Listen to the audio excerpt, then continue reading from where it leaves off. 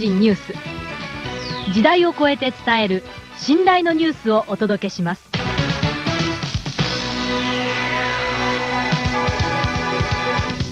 L'an dernier, je sortais et co-signais avec Nagaoka Miyoko dans ma maison d'édition Setsujin Shuppan le livre Hikikomori, les reclus volontaires.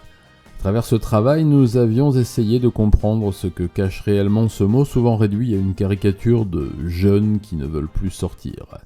En réalité, derrière le terme Hikikomori se trouvent parfois des décennies entières d'isolement, de honte familiale, d'anxiété sociale et de disparition progressive du monde réel. Une nouvelle enquête publiée par Keiichi rappelle aujourd'hui une réalité devenue inquiétante. Les hikikomori vieillissent. Selon cette étude menée auprès de 280 familles japonaises, l'âge moyen des personnes vivant dans un isolement social extrême est passé de 33,1 ans en 2014 à 36,9 ans aujourd'hui. Plus alarmant encore, 43,1% des hikikomori ont désormais plus de 40 ans et 12,7% dépassent les 50 ans. L'association évoque même des cas de sexagénaires vivant encore entièrement au crochet de parents nonagénaires.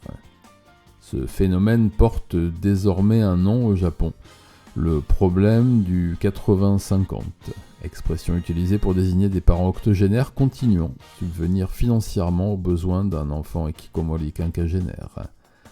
Derrière ces chiffres se cachent souvent des années de harcèlement scolaire, de pression académique, d'humiliation professionnelle ou de troubles anxieux sévères ayant conduit certains Japonais à se retirer progressivement de toute vie sociale.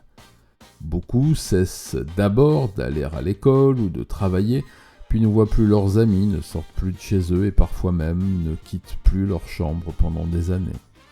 Les psychiatres japonais décrivent un mécanisme d'enfermement progressif où le monde extérieur finit par devenir physiquement angoissant. Dans certains cas, les hikikomori vivent reclus depuis 10, 20, voire 30 ans. Comme beaucoup de drames sociaux japonais, le phénomène reste largement invisible. La culture japonaise pousse encore de nombreuses familles à gérer seules la situation, dans le silence et la honte, sans demander d'aide extérieure.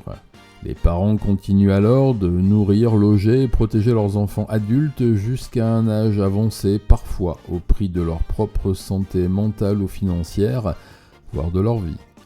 Le vieillissement démographique du Japon transforme désormais cette situation en véritable bombe sociale silencieuse.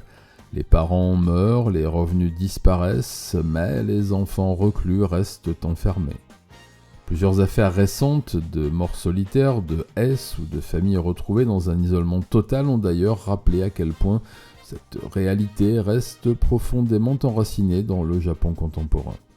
Le pays est aujourd'hui rempli de chambres fermées où le temps semble s'être arrêté, avec derrière certaines portes des hommes de 50 ans et plus qui n'ont parfois pas parlé à un inconnu depuis une décennie, pendant que dans la cuisine voisine, leurs parents âgés continuent de préparer les repas comme si l'enfance n'avait jamais pris fin.